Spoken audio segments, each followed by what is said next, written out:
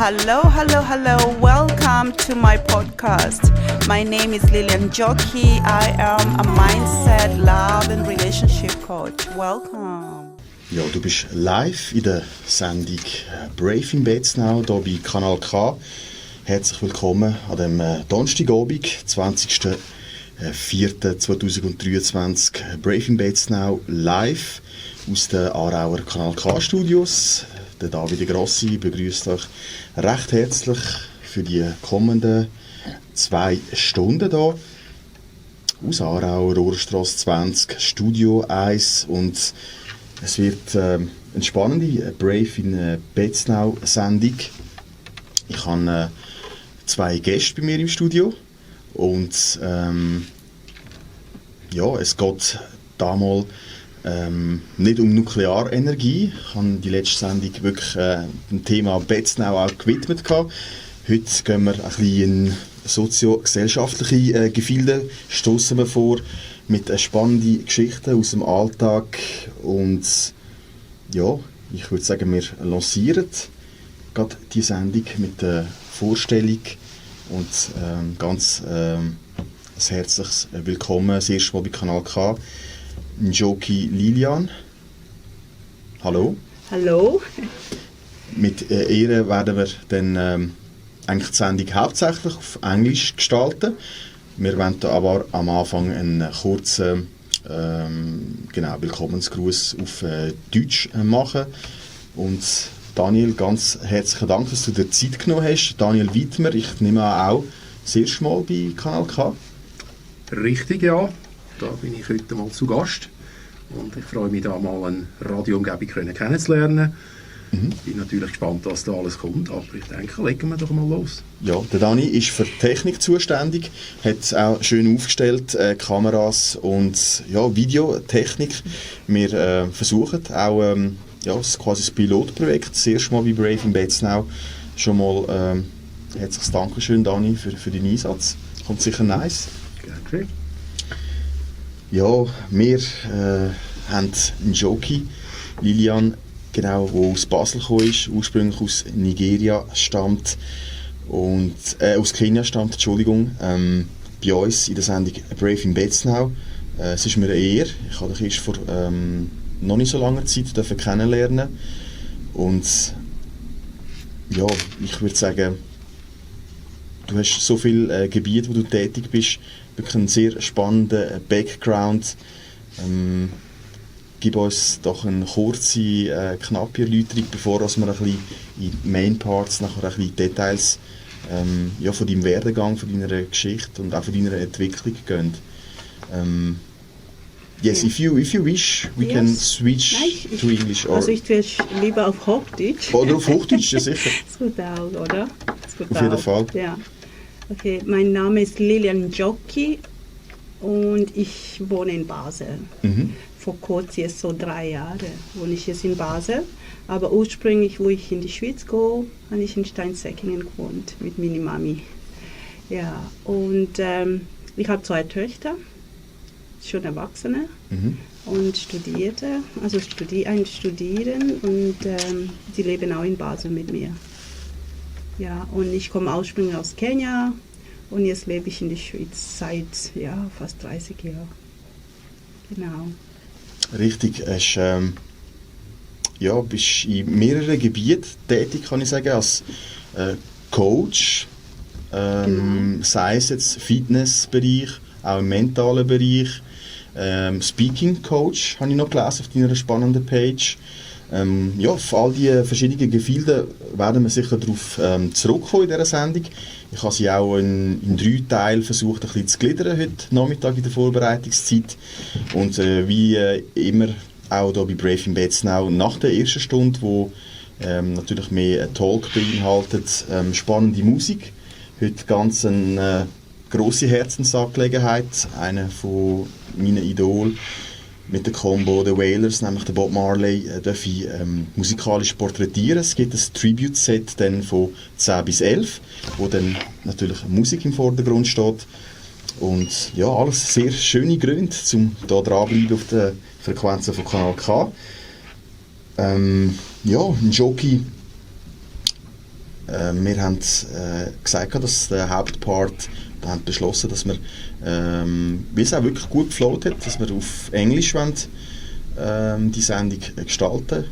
Ich hoffe, dass du auch Freude gehabt hast an der Einladung und dass du sehr gerne mit uns eigentlich, auch private wie auch gesellschaftliche Themen teilen tust. Ja, du hast es vorher erwähnt. Let's go to the African roots. Let's start it like that. Okay. Where were you born? Like in a rural part of Kenya? I was born in Mombasa. In the main. The second city, the capital. big city. Yeah, the big city of the capital is Nairobi, but I come from Mombasa, and I grew up in both of the big cities. So I was born in Mombasa and raised partly in the rural area called Nyahururu. Nyahururu, exactly. Yeah, You said it really well.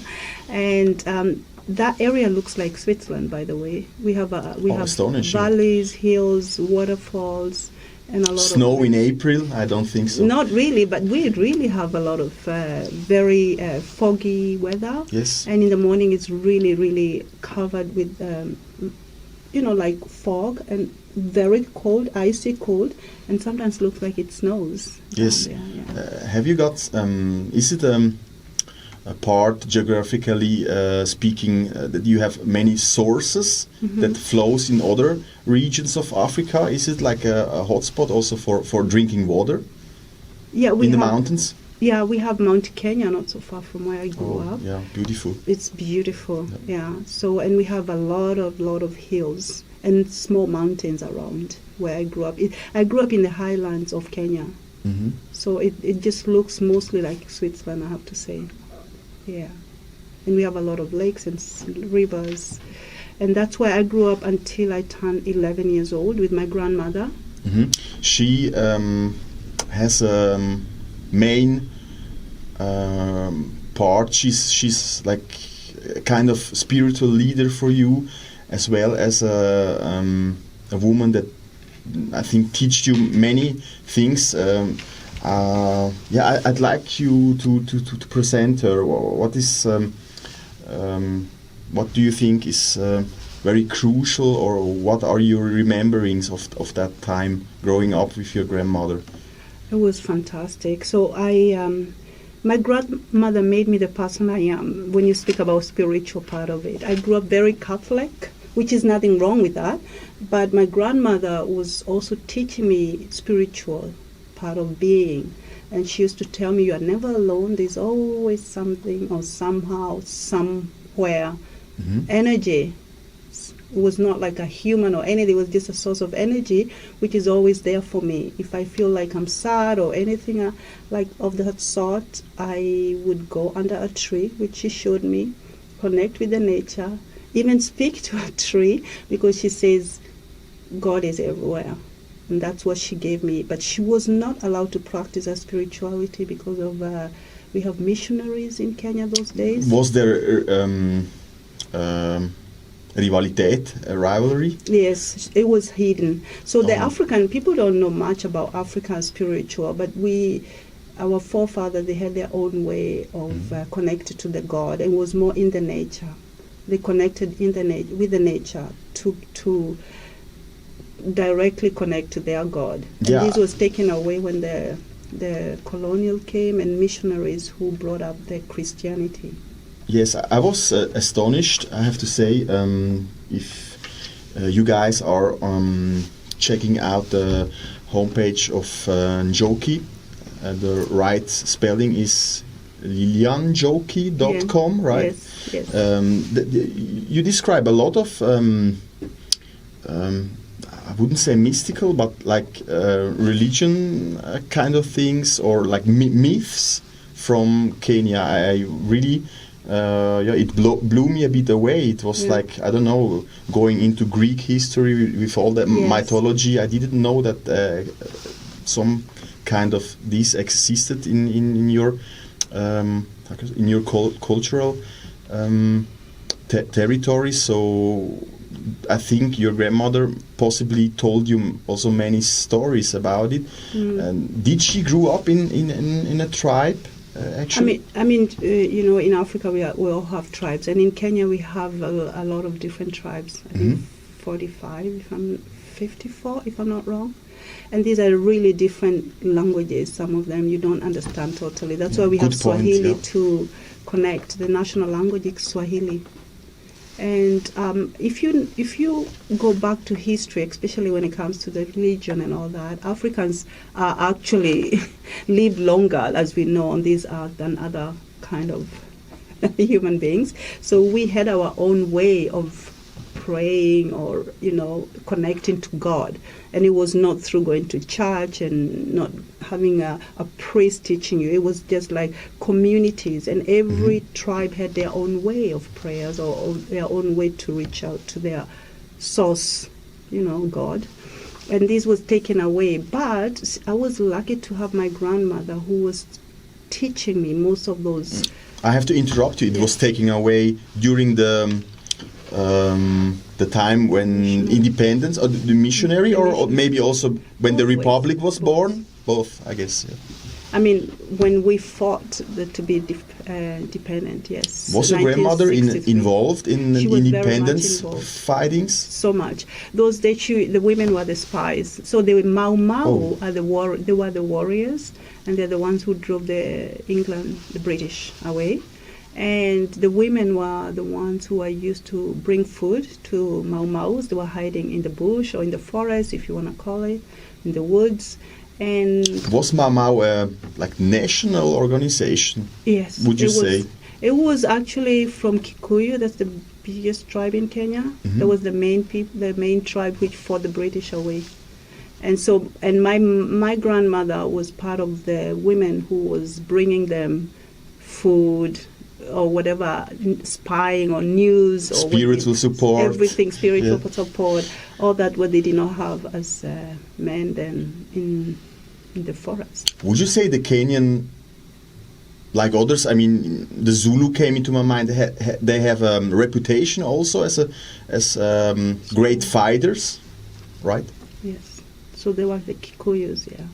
Because they fought the British and we got dependent in 1963, which is not long ago. Actually. Not long ago, actually 1 year after Jamaica. Jamaica was 1962, also very important day there for the island, and 1963 Kenya. Exactly. I wrote it today. Yeah. That's how yes.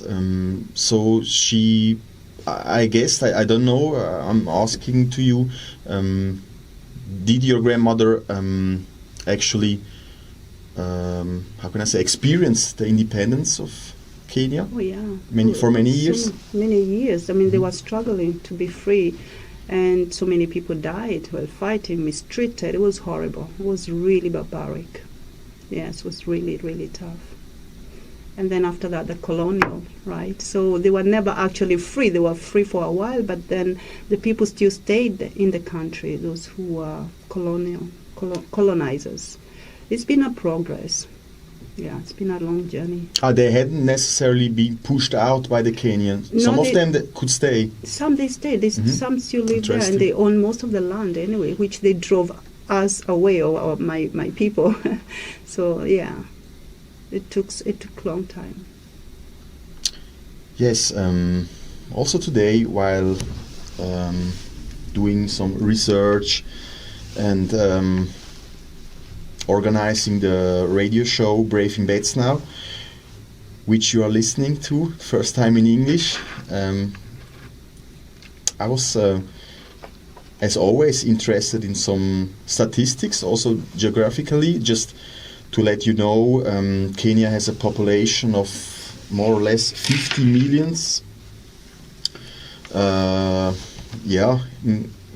Compared to Switzerland, 8.7 at the moment.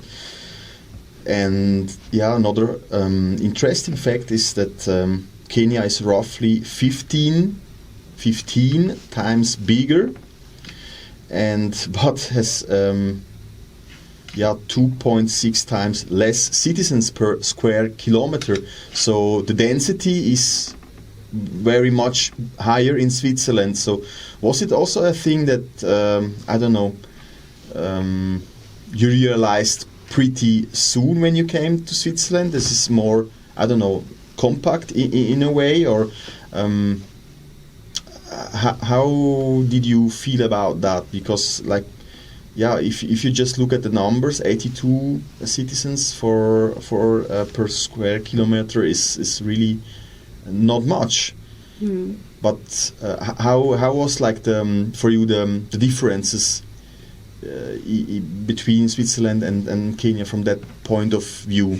I mean, it depends which area of Kenya you are, because some places are really in the rural, and most people are concentrated in the cities. So the cities are very densely populated, especially Nairobi. And if you go a bit far out? Yeah, there's less. Really less? It's not much, because most people move to the cities. Long time it used to be like the young people will live in the cities and the elderly people will stay in the rural area. So holidays people would go back home to the rural countries. But more and more people move to the cities, and they left their agricultural way of living behind. This has just been in recent years that way. Yeah. Do you think also, like, the villages were, like, a bit left behind, also culturally, or architecturally, from the architecture side, and the progress was in the big city more touchable? Yeah, but we're talking about a few years back. Now everywhere is being developed. Even the small cities are booming. They're growing. They're really infrastructure. Economy is growing like crazy right now. So you see that a lot. All right. I think 70 minutes past 9. We are live at the radio show Brave in Beds Now hier on Channel K. Und du auch nochmal schnell auf Deutsch wechseln mit den Njoki Lilian. Mein Gast heute Abend, David Grossi, euch Gastgeber, wie immer, alias DJ Hirbus. Und wir starten auch mit ein bisschen Musik. Und zwar gehen wir zum Gilberto Gil, wo eigentlich ein schönes Album dazu mal rausgegeben hat mit Bob Marley Covers, mit den Sängerinnen, mit den I3s zusammen, und eines von diesen ganz, ganz lässigen Stück nennt sich Easy Skanking, und das können wir uns jetzt. Viel Spaß. Ja, zurück in der Sendung Brave in Beds Now auf Kanal K, live and direct. Wir haben Gilberto Gil gehört singen, ein Lied vom Bob Marley covered, Easy Skanking, und wir haben Studiogast Njoki Lilian hier bei uns, und wir gehen auch gerade wieder ins Englische über mit den Njoki. Und etwas wollte ich noch sagen, etwas habe ich auch in Erfahrung gebracht heute. Hakuna Matata kommt aus dem Swahili. Genau. Hakuna Matata, was heißt das? Keine Sorge. Ja, no worries. Sorgenfrei. Also bei uns immer, wenn du jemanden begrüßt, wie geht's dir? Sag ja, ich habe keine Sorge. Das heißt so, wir sagen immer so als Begrüßung, Habari, Nzuri oder Hakuna Matata. So nice. Yeah, it's beautiful language. Es tut wirklich gut. Es ist auch einfach zum Lernen. The tone is very beautiful. Yeah, I think it is beautiful. The words that I heard so far. But let me ask you, Njoki, another topic. How fast do chicken run? I never asked them. I never asked chicken how fast do you run, but I know why you're asking me that, because you saw on my webpage something. Yeah, can you explain you're making dinner, your super?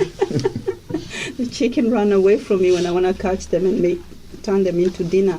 No, it's like this. The reason it's on my webpage about chicken is because when I was growing up, that was kind of the work a woman should do, or a girl learn to do, like run after chicken, catch the chicken, and slaughter and cook it for the guest. So you're trained to go after that. And my grandmother tried to teach me and I could never catch one. They were fast. They were faster than I was, and tricky because they don't run straight, right? They keep going, hiding, and it's like maybe I can compare it with the experience I had once during the military service here in Switzerland. Once they said, "Hey guys, if you want to eat, there is the river. Let's grab some fishes. Let's go fishing." And it's trickier than, it's not like in television and stuff like if you're hungry and the animal fights for his life. So yes, that's quite a deep experience. Totally. But I did not like it. You did not like it, but are you on the vegan side of life? Not so much. I don't eat so much meat, but I'm not vegetarian. I mean, I eat everything, but I would not be able to kill anything, not even a fly. I don't like killing. All right. So, I can imagine. But the preparation also, was it also the grandmother's touch, like the whole where you learned how to cook? Yes. Or is it also all the women sitting together? Yeah, most of it was more women cooking, but it was when it came to meat, like bigger animals, it was the men's job. The chicken was left to the women mostly. Yeah. So, and I did not grow up in that old traditional kind of way because I'm not that old back then. You know, it changed a lot. They have changed a lot also in Africa. So everybody, even men, can cook. We can do everything. Even men can run like chickens, you mean? Nobody can run like a chicken. A human being cannot. But they're faster, maybe. I don't know. Yeah. Talking about still about the younger years in Kenya, I wrote down a kind of, for me, interesting, crucial question when it goes to the years. I don't know how it is if you have high school or college, things like that. So my question was like, how good were the encouragements and the possibilities for a young woman at the time for you to engage a studying career? I mean, were there some possibilities, or were there even like barriers also from a cultural perspective or from government sides? How was it at the time? You have to know Kenya is among those African countries where we have very good universities, and I think most of African countries, education is very, very important, and it became so important after the colonial, even more important, because during the colonial time, most people are not allowed to go to school. You are not allowed to go learn. So when they left, we knew education and knowledge is the only way we can fight back, or we can maybe manage our continent. So school is one of the most important things in Africa right now. And in Kenya, it was really a must to go to school. So there is a lot of support and encouragement. And directly asked, what did you get to know, or what did they told you in those years about Europe? Or was it even did you even talk about our continent? Because so far away, maybe not of importance. Or what were your first touches, or what you heard about, not even Switzerland, about the Western communities or Europe? Well, do you remember? The thing is, Africa will learn more about you than you learn about us. So we know about Europe than you know about Africa. So our school is, I went to British schools in Kenya because we are colonized by British. So we learn more about your history than our history. Our history we do learn, but not really touched the way we should. It's broader than what we were taught in school. So most of our education was based on Western world. So we know a lot more. Yeah, it's it came into my mind. Yeah. You were taught also by nuns. Mixed nuns. Yeah, I was in a boarding school, and it was mixed. So in Kenya, I grew up with all kinds of races. So we had Indians, Asians, Indians, white people, Arabs, and Africans. So it was just normal. I grew up like that. Like multicultural yes. Environment was Yes. the normal environment. Yeah, yes. totally. Nice. Actually, I asked you yesterday while I was thinking about to complete the show or the first hour with some music, and I wanted to get your some inspiration.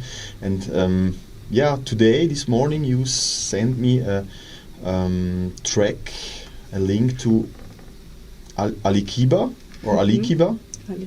Alikiba, Mehaba. So is it like, are you pretty much involved with the, let's say, music cultural scene there, or I mean, or maybe I don't know him and it's a really global star. How are your feelings about in this kind of section? I'm not so much informed because I live here now, but I love the music. Ali Kiba is well known all over Africa. Oh, we love right. his music so much. He's a big star, and I just picked that randomly, but I know who he is. But I'm not so much involved because I live here, so I wouldn't know so many. Yeah, because he's pretty young, at least at the video. Yeah, he so, is. Yeah. But he's well known. The young, we have a lot of young, upcoming, amazing superstars. And what are they doing? Even if I know you don't follow them so much, are they picking up like Afrobeat rhythms, or are they going? I don't know. Are they doing African techno or whatever? All that. But they're doing the traditional music, but also they have their own style. I mean, now you hear a lot of Afro music. That's true. But That's with their own beats, trend. Their own trend. It's very trendy, so they're really doing well. Okay, dann würde ich sagen, gönnen wir uns den jungen Mann aus Kenia und wünschen dabei viel Vergnügen miteinander in der Sendung Brave Beds Now. Kiba haben wir gehört, Mahaba, der Track, ein sehr bekannter Künstler, wie Njoki uns erzählt hat, er ist Kenianer, aus Kenia. Der Künstler ist aus Kenia, genau. Ich hoffe, ihr seid weiterhin dran und findet das, die Topics auch sehr spannend, wie mir. Ich kann mich auch an dieser Stelle bedanken für den Besuch, für das erste Projekt, sage jetzt mal die erste Zusammenarbeit mit den Njoki und mit dem Daniel Wittmer hier an der Cam. Und wir gehen auch weiter im Programm, wir haben nämlich noch einiges, wo wir gerne möchten besprechen und wo ich auch Njoki möchte, dass ich klar kann Stellung dazu nehmen und ein bisschen aus dem Nähkästchen plaudern. Therefore, we switch back again to the English language. In a way, part 2, Njoki, I listed all your, can we say, professions or all the fields that you are working with, starting with, you wrote 2 books quite recently. The first, God Wants You to Know, from 2020, and from 2022, Africans Think and Grow Rich. Can you tell us about your backgrounds? Were you always writing for yourself in the past, or did you get inspired by maybe other African authors, or how did it work out for you? Actually, it's more because of me. I changed my way of thinking, and because I grew up being bullied, like really being bullied, and I did not have the attention most kids got or would have gotten because I was dyslexic. Das Legasthenie in Deutsch. Right. Of Deutsch. Yep. And I was also not good with numbers. So I was very bad in school. And so the teachers did not take good care of me because I was termed like stupid and dumb child. And I grew up believing that's who I was, because I knew things, but I did not know how to express Yeah, it. you became that Yes, exactly. negativity in a way. Exactly, Yeah. because as a child, what you're told you are is what you become, right? So, Mm-hmm. and that was really tough for me. And I finished my primary school without knowing how to read and write, actually. So everything I taught myself.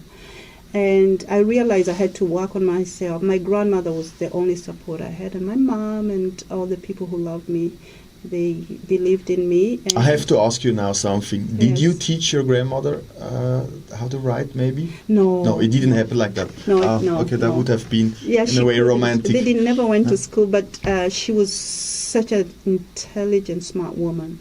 She was a farmer. She has really big lands, and she was really cultivating. She had the best looking potatoes harvesting, because she talked to everything. Anyway, coming back, my book is inspired by my grandmother so much. And what has helped me coming back from that time when I was not believing in myself is remembering what my grandmother always told me, that I am smart, I'm good at everything. If I believe I am good at it, then I'm going to be good at it. And she taught me how to connect to the inner child, myself, and that's how I learned how to always feel like there's something bigger inside me than what other people see. I always believed I was special. What were the first books that you read? I think from somewhere also you need to have the lyrical inspiration in a way. Yeah, it was, when you're young, those, I don't know, you're younger than me. I'm coming from another age era. There was those romantic novels every girl in my age read. They were called Meals and Bones. Meals and Bones. Yeah, I heard that. You can Google that. It's what most people in my age, they know. Even here in Europe, they know those books. Yeah. And they were romantic, they're beautiful, so simple reading. That's how I read. But the reason I wrote the books is because I've had a journey to rediscover myself and recondition myself to be the person I am today, believing in myself.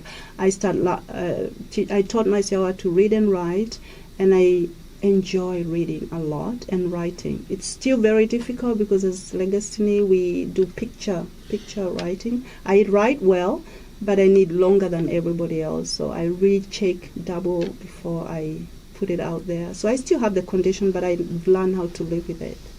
And so the two books I wrote during lockdown, the first one, God Wants You to Know, was actually based on God wants you to know you are everything, you have everything, you don't need to compare yourself to everyone.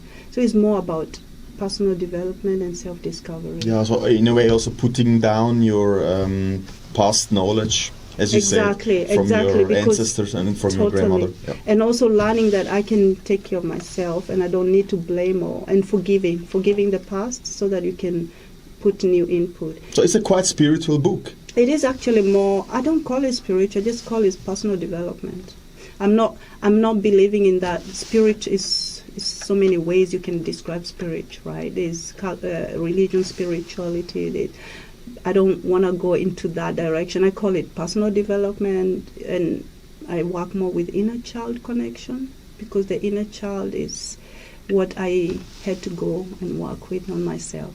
And the second book, Africans Think and Grow Rich. This book I wanted to write because of the youth in Africa, because most of them think Western world is much better than where they are. So they think the grass is greener if you come to West. But I want to make this sensitive about knowing you are fine where you are in Africa. Coming to Europe doesn't mean it's better than where you came from. So to encourage them to stay in Africa. Does it have a conscious touch? Yeah, just me being here, it was really sensitive. I didn't want to come here. Okay, my parents moved here, and that's how I ended up here as a young girl. Young girl. I was just at the 18 and a half. It was really difficult and not being accepted. Exactly, and you told me a story about the first destination was Stein, exactly? Steinsäcking, and a small village, yeah. And there actually was the first place you got in touch with white people. Or with racism. Excuse me. Racism. Yes. Because heavy racism. Yeah, very heavy. I mean, we were only two people, my mother and I, and everybody knew us in the village, and we were not accepted. People would not say hello to us.